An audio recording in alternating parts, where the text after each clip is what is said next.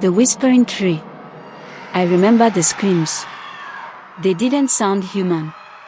They cut through the quiet evening like a blade, sharp and terrible. Everyone in the village heard them, and everyone knew something had gone terribly wrong. It started with the tree. Every child in our village knew about the forbidden tree. It stood in the clearing beyond the river, a giant baobab with roots that clawed at the ground like fingers and a canopy so wide it blocked out the sun. We were warned about it as soon as we were old enough to understand words. Don't go near it. Don't touch it. Don't even look at it too long. The elders said the tree was cursed. It wasn't like the other trees in the forest. They said the spirits of the restless dead lived in its bark, whispering to anyone who got too close. Some people swore they had heard voices coming from it at night, low and mournful, carried on the wind. Most of us didn't believe the stories. But we stayed away anyway. That was just the way it was. Then there was little Ebony. Ebony was only 7, maybe 8. She was the kind of child who didn't seem to understand fear. She was always running off, chasing butterflies or climbing trees, her laughter ringing out like bells. That day, a group of us had gone to the forest to collect firewood. Ebony came along, skipping ahead of us as usual. It happened so fast. One moment, we were busy gathering sticks, talking and laughing. The next, someone gasped and pointed toward the clearing. There she was, standing by the forbidden tree, her small hand pressed flat against its bark. We froze. None of us dared move. Ebony, someone whispered. Get away from there. She didn't move. Her head was tilted slightly, as if she was listening to something only she could hear. Her lips were moving, but no sound came out. I was the oldest, so I forced myself to step forward.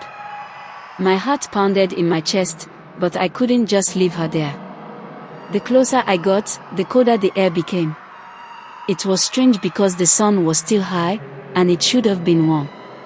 The smell hit me next, damp earth mixed with something sharp and metallic, like blood. When I reached her, I grabbed her arm and pulled her away from the tree. Her skin was ice cold, her eyes wide and unblinking. She didn't resist, but she didn't look at me either. She just stared at the tree. They are singing, she said softly. I stared at her. Who's singing? She pointed at the tree. The people inside. I didn't wait to hear more. I dragged her back to the others, and we ran all the way back to the village. When we told the elders what had happened, their faces turned pale. They didn't ask questions. They didn't scold her. They just told us all to go home and stay inside. That night, the screaming started. It was Ebony.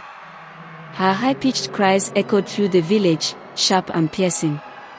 My family and I rushed to her hut, along with half the village.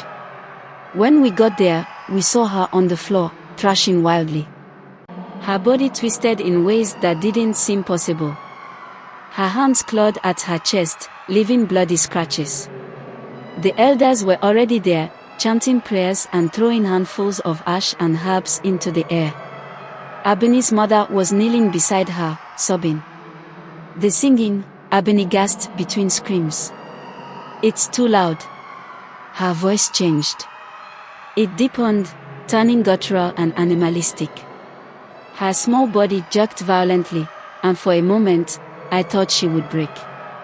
Then she stopped. The silence was worse than the screams.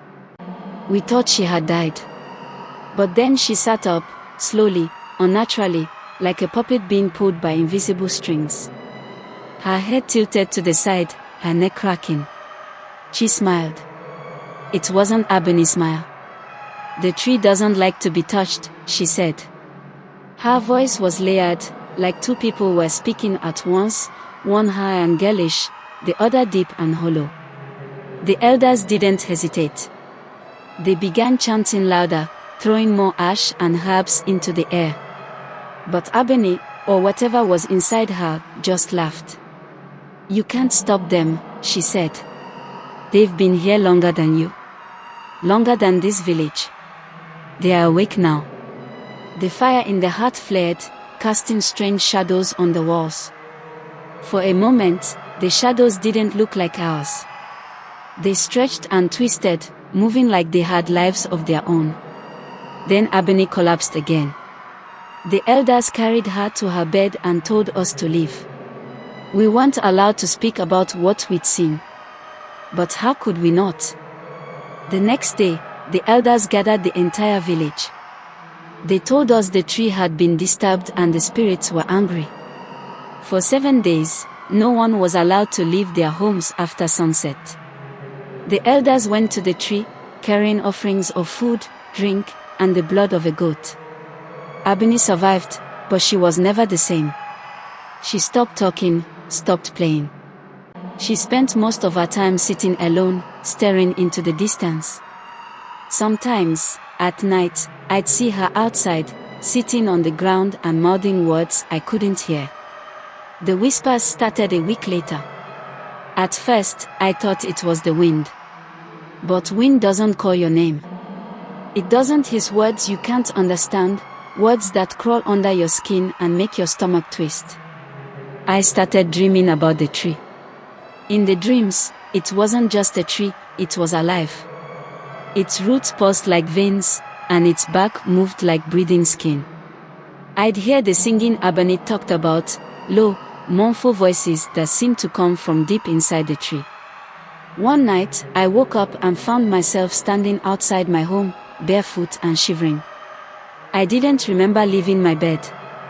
The whispers got louder after that. The elders said the rituals worked, that the spirits were appeased, but I'm not so sure. Sometimes, when I pass the river, I feel the cold again, and the air smells like blood. And Ebony. She disappeared a year later. One morning, her mother woke up and found her bed empty. There were no footprints, no signs of struggle, just an open door and silence. The village went back to normal after that. Or at least, it tried to. But me. I can still hear the whispers when the wind blows through the trees at night. I can still see the shadows moving in ways they shouldn't.